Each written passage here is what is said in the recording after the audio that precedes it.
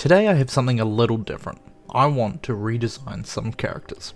And so, welcome to a new segment, Mindful Sketches. Might change the name later if I don't like it, but that sits well with me for now, so I'm gonna run with it. Instead of breaking down and analysing fiction, here I hope to break down how it looks. If you haven't guessed from watching my channel, I really like drawing. So when I see something that feels odd or could be better, that's exactly what I try to do. I make something I would personally enjoy. And while I won't do this all the time, today I'll also go through a bit of the stories I had in mind while drawing them. Form follows function after all. So sit back, relax, and enjoy the ride, because today we have the Doom Syndicate from the new Megamind movie. Welcome to Mindfork. If you've been online at all, then you'll have seen the memes. At the start of March, Megamind vs. the Doom Syndicate was released to Peacock, a movie streaming service similar to Netflix or Disney+. And it wasn't very well received at all. Its animation is what you see in TV shows, its story was lackluster, its characters were forgettable.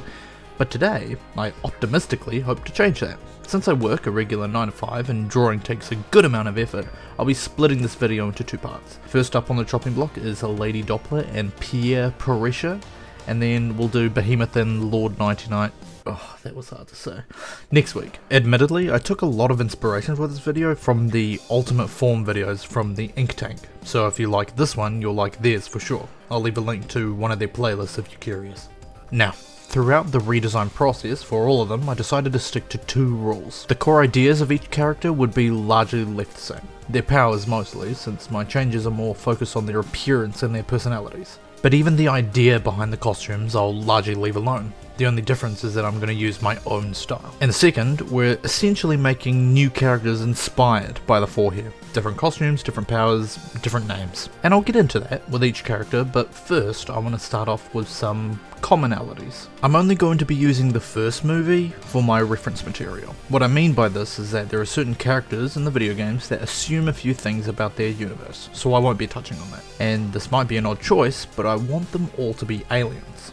I've always found the idea of superhumans a little daunting from a design perspective. You can only go so far before you eventually cross into alien territory. Not to mention that the first movie has no superhumans, aside from Titan I suppose, but no naturally born superhumans. What does this mean for our characters? Well, I'm going to design them as aliens. It means more unrealistic proportions. Let it be known that I won't go too far into this idea, but just enough so that they feel a little inhuman.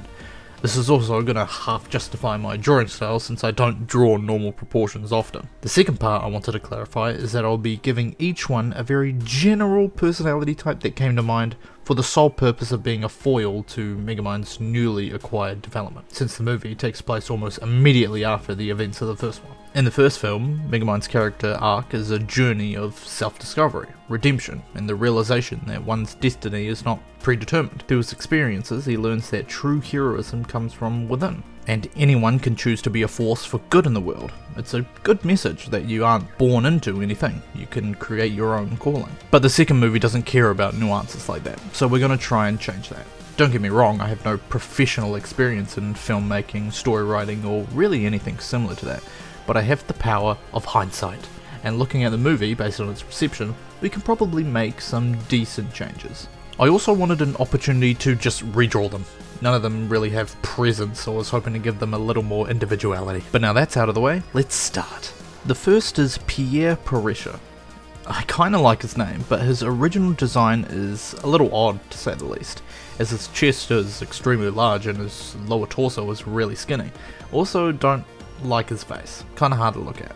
His personality too doesn't entirely match his aesthetic, since he dresses like a mime, but talks a lot. As for his powers, he has the ability to hypnotize people. It's a decent power set. Also quite like the spiral gesture he does to use it. It's fun. But in my design, I want Pierre to be more slouched and unintimidating, so I went for a more lanky build and dark muted colours.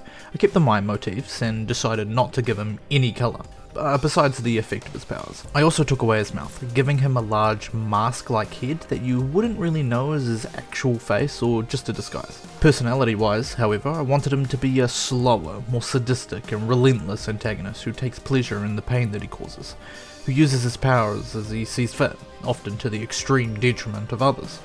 It reflects how Megamind was at the start of the first movie, since I want these characters to be the sins of his past, almost.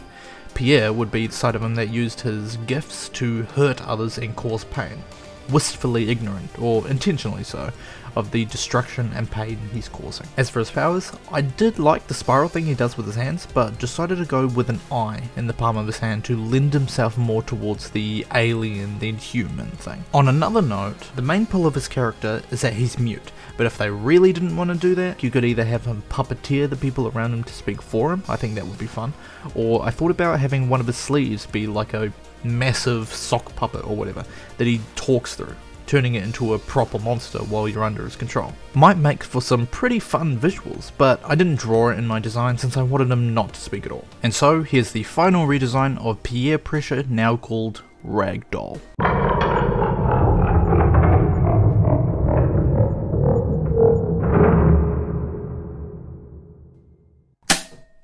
Next is Lady Doppler. Her original design was fine for a kid's villain, I suppose, the thing jumping out the most being her bright colours.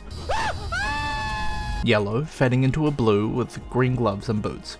I was kinda digging the colours, but not so much the costume itself. Felt a little boring, I suppose.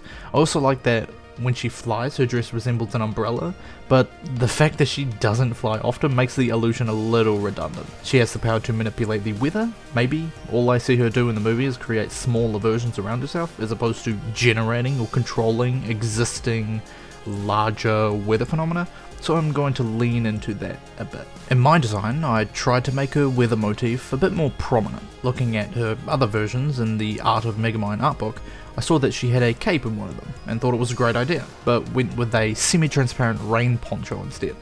I also dulled down and tried to use those complementary colours that we saw, blue, yellow, and ended up accidentally making green as well, so I thought, why not? Personality-wise, I wanted her to be the most charismatic and cunning of the group, someone who excels at manipulating others for personal gain.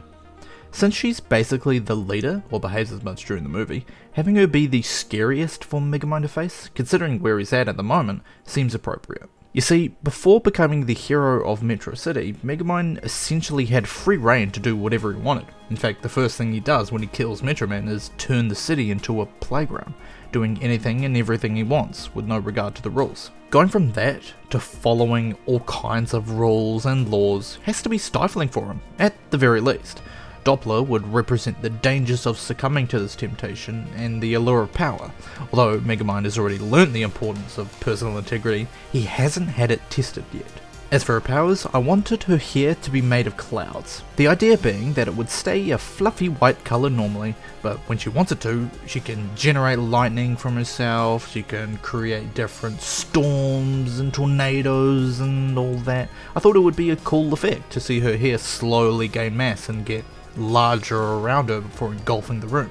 Although it's not clear in her original design, my design has her only capable of creating smaller weather effects around her, centered around her hair. It makes her different to all the other weather manipulators we know of. And so, here's the final redesign of Lady Doppler, now called Weather Vane.